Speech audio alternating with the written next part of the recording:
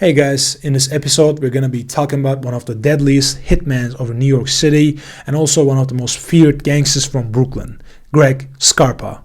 Scarpa, being a captain in the Colombo family, also closed some FBI cases. His story is extremely interesting and he's an extremely colorful character. So if you're ready, let's roll.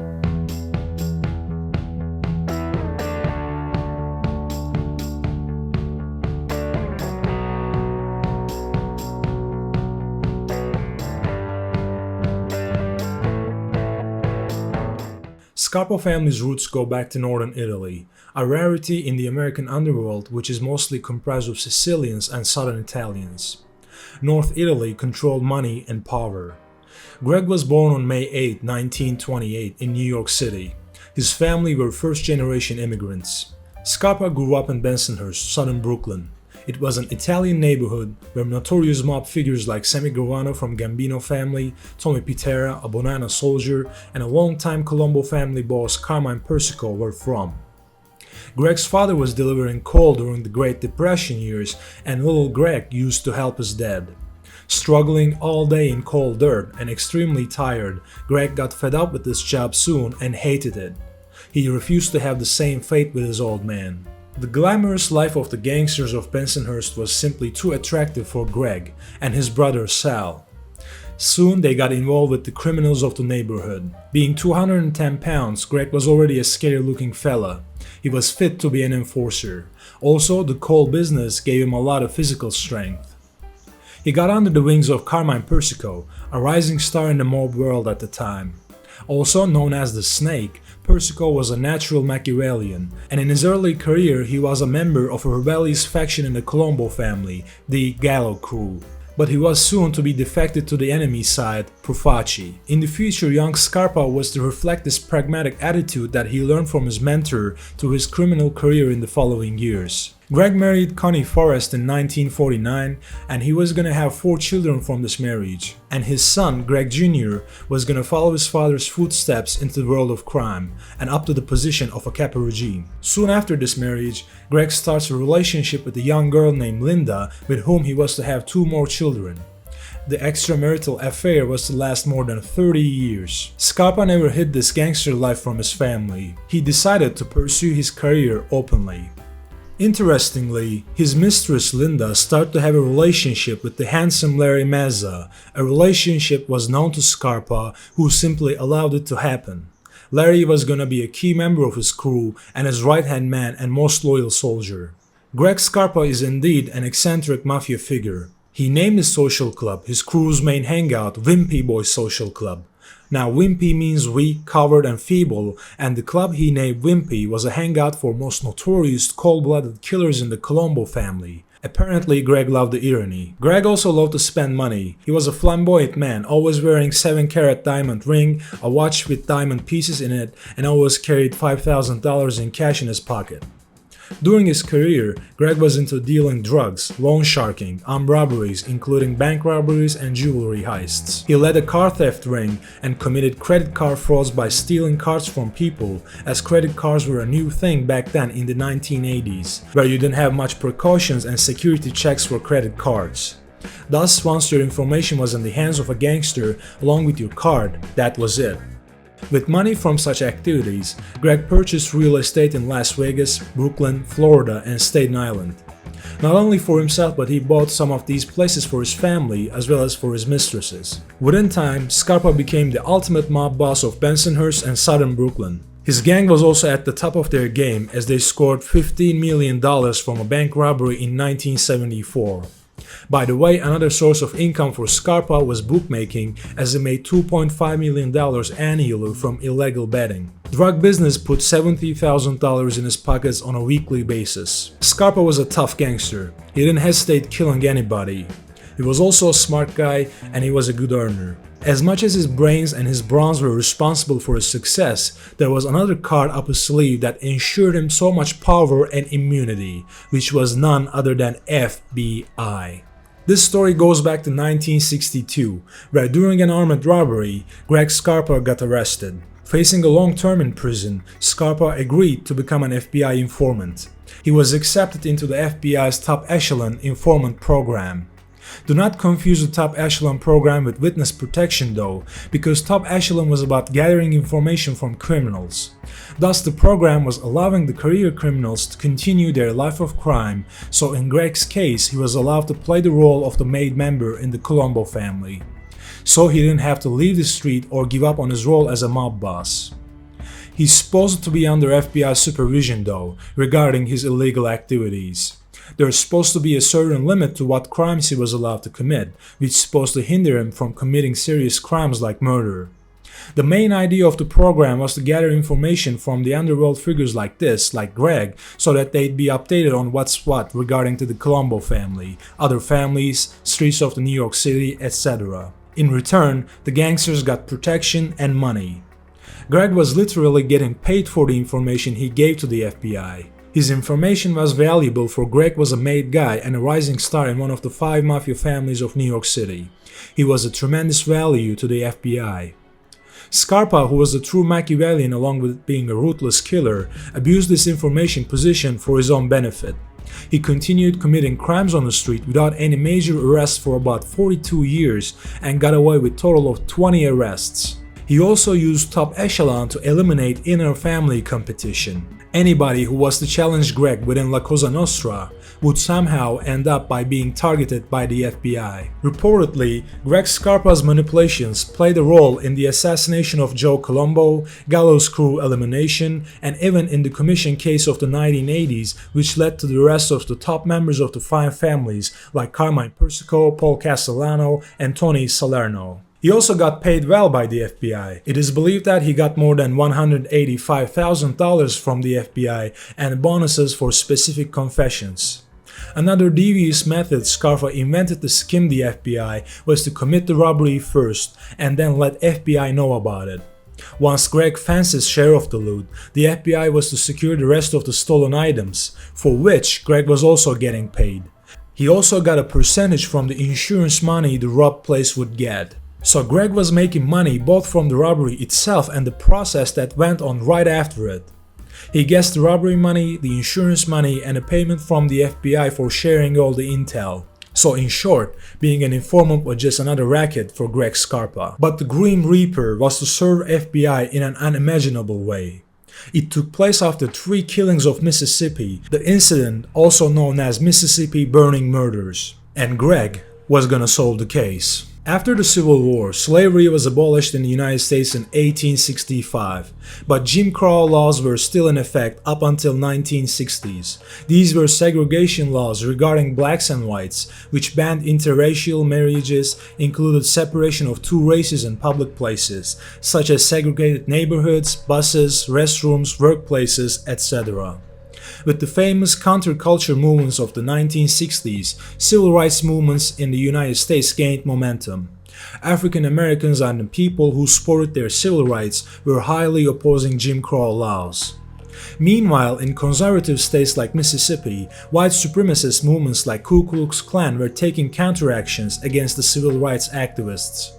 In the summer of 1964, 3 activists, 2 being white and 1 being a black man, Michael Schwerner, Michael Chaney, and Andrew Goodman, were visiting a black church that was burnt down by the KKK. On the way, they were pulled over by the police for speeding. After a brief arrest, they were released. At this point, some people were following them in a car, and eventually these people kidnapped the 3 activists. It would later be known that the trio were shot to death point blank and their burnt bodies were found underneath an earthen dam on some farm 44 days after their murder. This incident, which would be called the Mississippi Burning, made a big impact as thousands of people protested it. The racial tension was rising, and seeing the events getting out of hand, FBI decided to take matters into their own hands. But the FBI had one problem: there weren't any bodies for a murder case. So in order to catch the monster, they needed a bigger one. A man already employed by the FBI, Greg Scarpa, the Grim Reaper. Greg's mission was to chase down KKK members in Mississippi, get the information from them with his own methods, and find the bodies.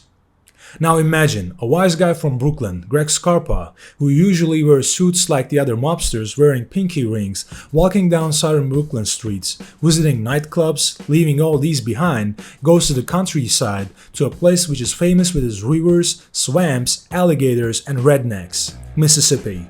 Upon his arrival at Mississippi, FBI provided Scarpa with a handgun and some cash, and then on, Greg Scarpa was ready for action. As he did in Brooklyn, Greg went on the street, went after the KKK members, beat, intimidate, and torture his way until he found a key member of the clan, one Lawrence Byrd. Greg pistol whipped Byrd until the man finally confessed the burial ground. Although FBI never validates this story, but it is believed by many people that Greg Scarpa managed to find the burial ground through his skills as a mob enforcer. The bodies were found shot, burned, and buried underneath an earthen dam. The responsible people were known, and ultimately the case was closed. In January 1966, another civil rights activist, Dahmer, was found burned and dead, and reportedly Greg was again set to resolve the mystery. But after this case, Scarpa demanded a huge payment from the FBI, which Bureau refused to pay. Upon this, Greg quitted the top echelon program, but regarding Scarpa's importance as a valuable FBI asset, the Bureau somehow convinced him back into cooperating in the 1980s. By this time, Greg Scarpa was a caporegime in the Colombo family. Now he's in charge of at least 10 soldiers and many associates under his flag. Thus, for a man in his position, it comes with the territory to have well-rounded knowledge of what goes on in South Brooklyn, a place that was swarmed with wise guys in these years. There were lots of robberies, extortion, and gambling going on. Also, FBI wanted Scarpa to resolve many mob murder cases. In return, FBI was to become another weapon in Scarpa's arsenal to hunt down his rivals. If Scarpa had a rival that he couldn't kill regarding the rules, hierarchy, mafia permissions, etc., Scarpa was able to use the FBI card to get the person down. Then this person got incarcerated for a significant amount of time, thereby the competition would be eliminated. The next big FBI mission for Scarpa was to catch Anthony Pereno, a caporegime in the Colombo family who was now on run in Costa Rica. Pereno was the person who financed the pornographic film Deep Throat in 1972, which was a major breakthrough for the emerging porn industry. As we said before, Scarpa's crimes were somehow covered in exchange for such services. One very striking example took place in 1974 when Scarpa got away with stealing American Express checks, which amounted to $520,000 in total, today's $3.13 million. In the 80s, Scarpa was in his late 50s. He was a veteran mob hitman and a reputed caporegime in the Colombo family, being a feared and respected figure by many people. His business went good, but Greg had some medical problems. Due to internal bleeding, he needed to go through a surgery for his ulcer. For this, Greg needed blood donators. And for interesting reasons, Scarpa did not want to get it from the hospital's blood bank. Some sources say Greg didn't want to get a blood from another race, and some others said he didn't want to get a blood from a homosexual. For this reason, Scarpa went to his crew, Wimpy Boys Social Club, and ordered his men whose blood type matched his to donate for his surgery. The irony of fate is that one of those whose blood matched his, Paul Mealy, was a bodybuilder who used injectable anabolic steroids. Please note that around this time HIV-caused AIDS was very widespread, and the treatments were not developed as much as they are today. Using syringes were a primary reason for the transmission of HIV. Thus, drug abusers like heroin addicts, as well as bodybuilders who use steroids, especially in places like backstreet gyms, were using syringes recklessly. Paul Mealy was one of those people who got HIV from a steroid syringe. Therefore, the blood he donated for Scarpa had HIV. Also, HIV is a virus that can be incubated for a long time before causing AIDS, the illness. So chances are high that Paul Mealy was not aware of his own condition. Another party to blame here is the hospital who was to carry out on the surgery, for they failed to screen the donated blood as every hospital should. Thus it was too late for Greg Scarpa, for he underwent the surgery with Paul Mealy's blood. As we said before, it took a while for HIV to cause AIDS, so Scarpa was okay for a while, but within years, AIDS started to take its effect, weakening Scarpa day by day. So once bulky, Big Scarpa was getting thinner and thinner. Nonetheless, Scarpa was too tough even for AIDS, and the disease couldn't slow down the action-loving gangster in him. Interestingly, the final period in his life was probably gonna be the most action-packed one. For in this period, in the early 90s, the Colombo family was gonna have one last civil war, which they were famous with, especially during Joe Gallo years. With Gallo brothers, the family had two civil wars, the first being against the boss Joe Profaci, and the second targeted Joe Colombo. Up until Carmine Persico's leadership, the family lost a lot of blood. After these civil wars, Carmine Persico became the head of the family, and in the 80s he was standing a trial along with the other godfathers of New York in the famous commission case. An effective boss and a cunning leader, Persico was to manage the family from behind the bars until 2019, which was the year of his demise. Nonetheless, the family needed an acting boss on the streets in order to maintain its power and presence. Early on, this was Persico's brother, Alphonse Alleyboy Persico, until Alleyboy himself ended up in prison. Then a three-man ruling panel made of captains started running day-to-day operations on the streets. However, Persico didn't like how it worked and abolished the panel. He installed Vic Orena as the acting boss, who was one of the most powerful captains of the family. With the commission case, the dynamics of the Mafia Commission were also changing. The man who violated a Cardinal La Cosa Nostra rule and assassinated his boss to take over, John Gotti, was now looking for alliances within the commission. He managed to get support of Joey Massino, the boss of the Bonanno family. Massino and Gotti were old pals from the 70s as they robbed cargo trucks around JFK Airport.